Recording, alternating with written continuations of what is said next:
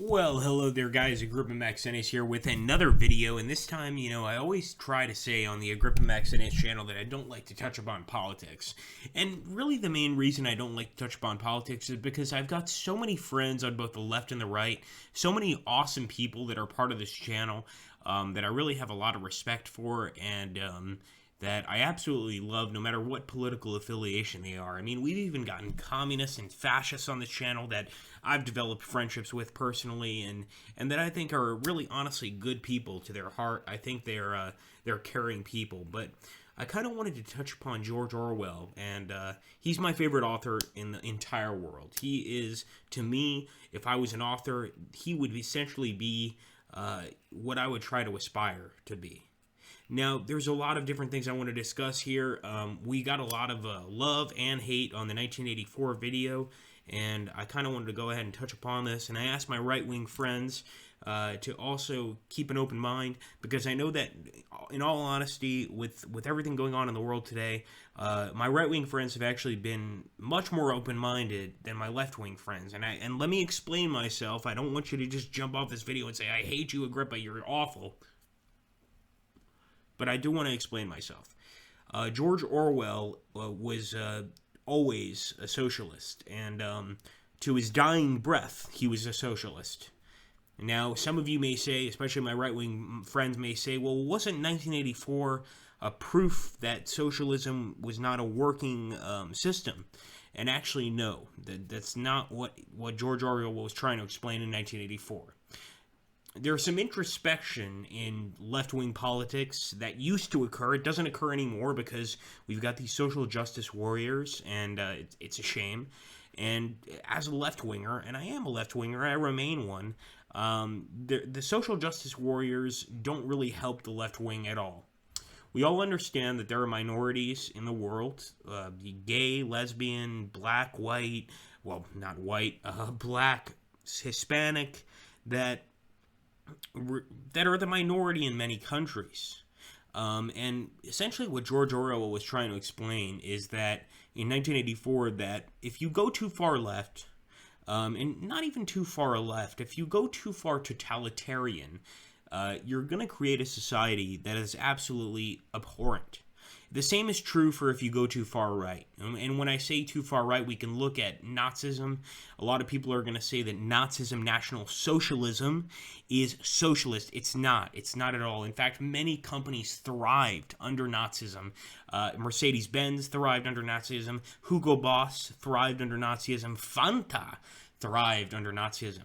You have to understand the difference between the extremes of both sides. I think really George Orwell's thing was that he hated both sides of the coin of extremity. And the reason I say this is because George Orwell, and I beg you guys that do like George Orwell to read Homage to Catalonia, George Orwell fought in POUM, in the Spanish Civil War. A lot of writers and a lot of authors like to pretend that they have experienced a lot of things, but George Orwell was actually in the trenches with POUM, which, and for my Spanish friends, you guys could probably explain this better than me, but it's essentially the party of the Marxist order. And essentially what he was looking to fight for was workers' rights. He was looking to fight for against fascism, against Franco. And if you read Homage to Catalonia, you'll see how desperately he wanted to fight against fascism. And to me, 1984, and especially Oceania, the awful, awful, terrible state with Big Brother, could really be a conglomeration of both far-right and far-left politics. I think it's important to understand that no matter where you stand on the political scale, you probably believe in what you believe, or what you deem to be the goodness of humanity. You want to have the best world possible for humans in general. Libertarians may believe a little bit differently. I've had some libertarian friends that say, fuck all that. I want to think about myself. I want money. I want this. I want that. Fine. Hey, look, there's plenty of, look at Kim Jong-il in terms of the left-wing spectrum. There's plenty of left-wingers that feel the same way. But the point is this. George Orwell never left socialism. And 1984 is not a book against socialism. What it's a book against, it's a book against extremity. In this case, it's the extremity of the left. in terms of a totalitarian communist society where the state governs and rules everything you as a person believe in, and where you have no free thought, no ability to express yourself, and where if you don't agree with the state, you are destroyed. For a right-wing example of this, and many people will disagree, and oh God, I can only imagine. I certainly hope that my right-wing subscribers will stick to me on this, that Nazism, fascism, is a right-wing example of this. Is a right-wing example of support for your nationalistic identity, hatred for anything outside of your nationalistic identity, support for free markets, and also a total disdain for anything resembling anything outside of what you consider to be your homeland. You have to understand that, for instance, a lot of Taliban, a lot of very, very radical groups, I'm not going to say Pashtun, but basically Taliban Mujahideen, they're very right-wing. These guys believe in religion, they believe in nationality. They're very, very right-wing guys. The main difference maybe in terms of them and a free market capitalist is the idea of a free market, but really they're fine with a free market. I mean, they sell guns, they sell heroin completely openly, and they've got no shame to it. I guess my point is this. Both right and left wingers have to come to a consensus of what they believe to be a good society. And that's going to be an argument that we will probably destroy ourselves over, in the entirety of the life of the world. Obviously, you, me, and everybody else, your children, your parents, we're all going to be a pile of worms when it comes down to it. But really, what George Orwell was about, George Orwell was a socialist, and he was a socialist to his dying day. And you may not like that term if you're a right-winger, and you might not even like the term anti-socialist if you're a left-winger. But really, George Orwell was both. Because 1984 was about the extremities of socialism, the extremities of what could happen if you give the state total control. And The Iron Heel by Jack London, for you left-wingers, is definitely a book you want to check out, because that's all about the extremities of far right, of fascism, and of a far right-wing ideology where nationalism and the free market is the highest order of things. And either one is an absolute nightmare. I'm going to start putting probably in my comment section some George Orwell quotes, but basically 1984 was a warning, because when George Orwell was in Catalonia and in Spain specifically fighting against the fascists, fighting against Franco, he noticed how a lot of his friends, a lot of his comrades were taken off and killed because they weren't socialist enough. They weren't left-wing enough for the USSR, which, by the way, had a great part to play ideologically in that war. And at the same time, he also saw a lot of right-wingers that were maybe killed because they weren't right-wing enough. Maybe, for instance, and I'm trying to think of the name, the Phalangists. The Phalangists were really concerned with the Catholic Church. They were concerned with promoting Catholicism, and a lot of them were not right-wing enough for Franco's government, and they were removed. Essentially, what I'm trying to say is that whether you're left or right-wing, what you should really care about deep in your heart is what's best for the society around you. What's best for your fellow man. It almost goes back to the golden rule of Catholicism, and really this golden rule goes far beyond the Bible, but it's essentially that you should treat your brother the way you want to be treated. This is very, very important.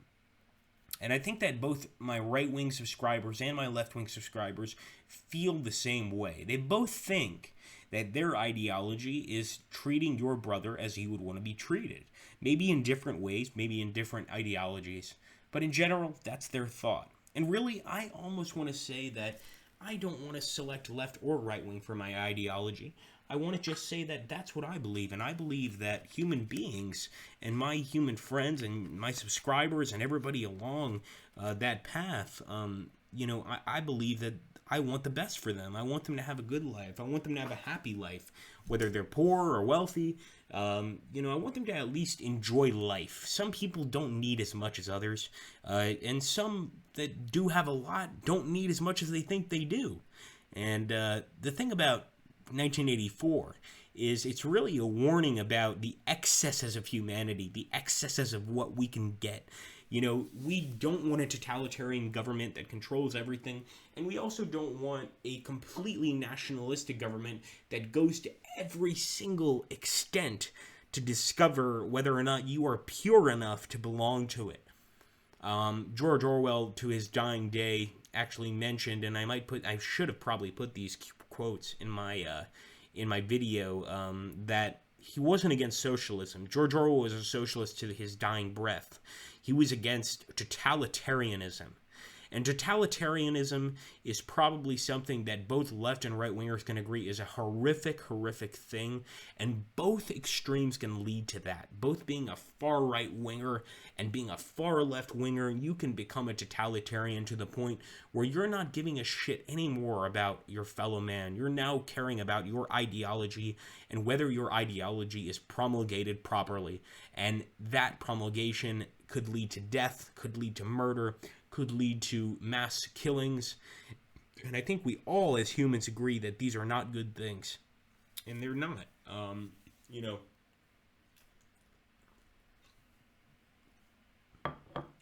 Orwell, great man that he is, fought against fascism. To many of you right-wingers, which are, by the way, I have utmost respect for you. I've learned a lot about right-wingers since I've started this channel, and I've developed some amazing friendships with right-wing people that I initially, as sort of a lefty, and I am a bit of a lefty, thought, oh, these guys are mean, they're nasty, they're evil. I really realized you guys are essentially after the exact same thing I'm after. And that's sort of a world where we can all get along, a world where we can all make our own money, where we can all start our businesses without interference, and we can all have a good time and enjoy our lives. And I think it's very important to realize that George Orwell, whether you want to call him a socialist or a centrist, I really would probably put George Orwell as more of a centrist than a socialist. He was fighting against what he saw as evil. And quite frankly, in 1984, despite the fact that George Orwell was in the trenches against fascists like Franco, in 1984, he was in the trenches against totalitarians like Stalin. And he was showing that the left can be just as sick and awful as the worst form of Nazism, as the worst form of fascism. Even for those of you that want to grab that term of National Socialism from the Nazis and say, oh, it's left-wing because it's got socialism in it. Well, the initial terms of fascism, if we go to Mussolini, were far right-wing, nationalistic, pro-Roman politics, really these politics where you have this amazing race, and this race is so great, and this race is better than all others, and etc., etc. So it only goes down a really deep rabbit hole where I think you could have political discussions and discriminations left and right, but at the end of the day, George Orwell always remained a socialist, and I would say probably left-wing. For my right-wing friends, I still think you could take beautiful bits from George Orwell and use them, because he certainly had a lot to say against leftism. And in some ways, I think that leftists used to be, and I'm not saying now with the social justice warriors thing, leftists used to be much more introspective. Now I think the right is way more introspective than the left. I think the left, with the social justice warrior thing, it's losing members, it's losing people. It's one of the reasons why I called people special snowflakes. We even had somebody leave the channel because they said, you use the term special snowflakes, you just lost a subscriber. And I was just like, Jesus, what, are you a fucking snowflake? I mean, like, what? How did I offend you? You don't even know what I'm talking about. So I really hope you guys watch this entire video to understand my politics. Again, I always promise to keep politics away from this channel. I may have broken that promise today. I will say this. I am a leftist. I'm not a socialist, but I respect everybody's political ideology. And I think you guys can see this in this channel. We have fascists on this channel. We've got communists on this channel. I accept everybody. We've got libertarians on this channel. We've got, left-wing hippies on this channel. It's all okay to me. I mean, as long as you're not, openly attacking somebody and causing problems for me and my revenue stream, I'm fine with that. It doesn't bother me one bit, because your ideology, that belongs to you. That's sacred, and that creates essentially the personality that you are. It creates you, and I find that to be an amazing thing. So I don't know if I made any sense with this video whatsoever, but essentially what I was trying to explain with this video is that, yes, George Orwell was a leftist. George Orwell was a socialist. However, he was able to be introspective enough to realize that there were extremes, even in his own ideology, that could become horrible. And I think we could all really benefit from that. I think we could all look at our own ideology and the way we think and say, you know what, we think this is a perfect ideology, but if we took this to the extreme, this could really become a bucket of shit. Even if we go to like a left-wing hippie, that smokes pot all day and doesn't want to do anything, and he says, man, I just want to hang out, man, and, just relax, not go to work, blah, blah, blah. You're going to create a world where nobody has any money, no food, nobody's creating anything, nobody's producing anything. We all starve to death. We all end up murdering each other, etc. There are extremes in every category, and I think George Orwell's message, and I could be wrong, is not to jump to those extremes, but really to focus on helping your fellow man, really following that golden rule, and just thinking about trying to treat others as you would want to be treated. And I think if we, if we treated our world that way, we'd be a lot better off. Anyway, I'll probably make a part 2 or 3 to this video. I might not make any parts of this video because I'm sure, who knows, I might lose a bunch of subscribers because of it. But I hope you guys take this to heart and understand the point I'm making with this video, which is just not to jump to those extremes and try to realize that we all have to work together. We all live on this tiny, tiny, tiny speck of dust in the entire universe, and we need to respect it, and ultimately we need to get along, and we've got to find a way to do that. So I hope this video makes sense, and I hope you enjoyed it. If you did, hit that like button, obviously, but share a comment. This video is not even so much about likes, it's about your thoughts. And like I said, I've made a lot of concessions for my right-wing friends. I've lost a lot of left-wing friends because I've made those concessions, because I've said, I'm going to still make Confederate videos. I'm still going to make rebel videos because first of all, I like to play as the rebels. I like to play as the Confederates. And second of all, I don't necessarily think that the rebels fought because they wanted to keep slaves only. Certainly there were a lot of generals that felt that way, but a lot of the men on the field that died, they were about freedom. They were about liberty. Well, that's video number 2. Anyway, I'm going to end it here because I just won't shut up. And I hope you guys enjoyed this. I hope I don't lose subscribers because of it. And I hope I gain some respect from my left and right-wing friends about it. I love you all dearly. I really do. And I love the respect you have for this channel. And if you do have any respect for this channel, you'll hit that like button. You'll share a comment, even if it disagrees with me. And you'll have an awesome day. Take care, and thanks.